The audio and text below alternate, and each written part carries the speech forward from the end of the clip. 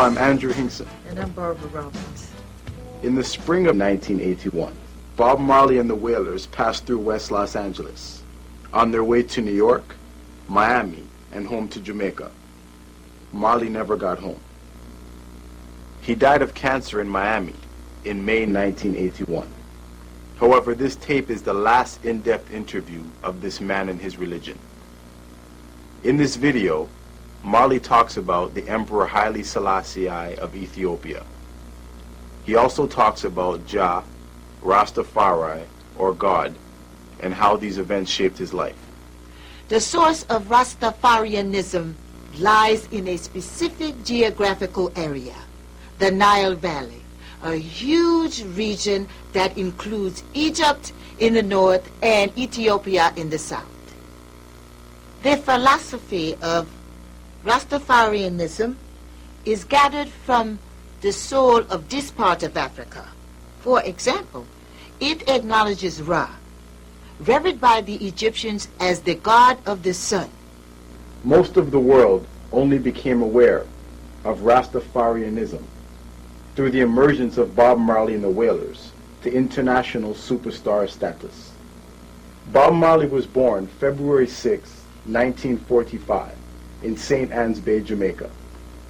Bob Marley began singing in informal sessions at Joe Higgs' yard on Trenchtown's 3rd Street in 1960.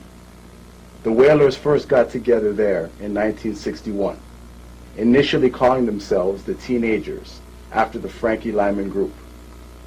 Alongside Bob was Junior Brathwaite, Bunny Livingston, and Peter Tosh.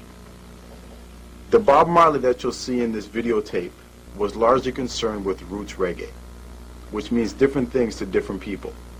But to most Jamaicans, a roots record is simply one that concerns itself with the lives of the ghetto survivor, with reality. Bob Marley's music was largely concerned with the truth, rights, and legacies of colonialism. This tape has never been seen before.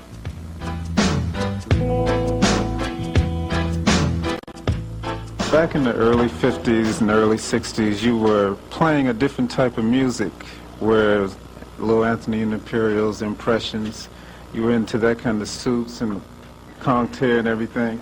What were the major influences that sort of pulled you from that to the present spiritual and political state that you're in now?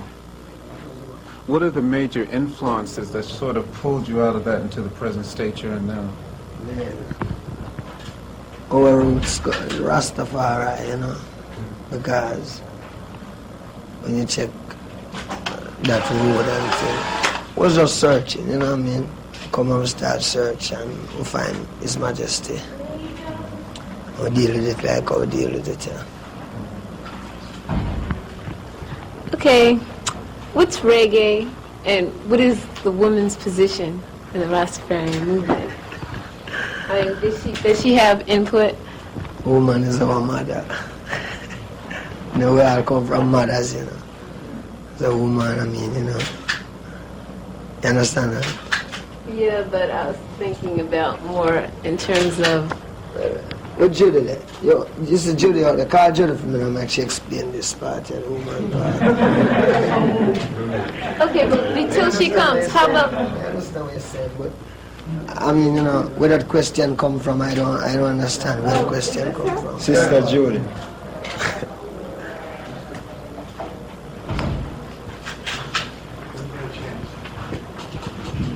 Hi, who's Rita? She's a Rasta sister. Okay, I'd like to ask you about the woman's position in the movement. I mean, do you have a lot of input, or do you feel like you're more domestic? Is that your input? Well, in the beginning, the woman has always been the domestic one.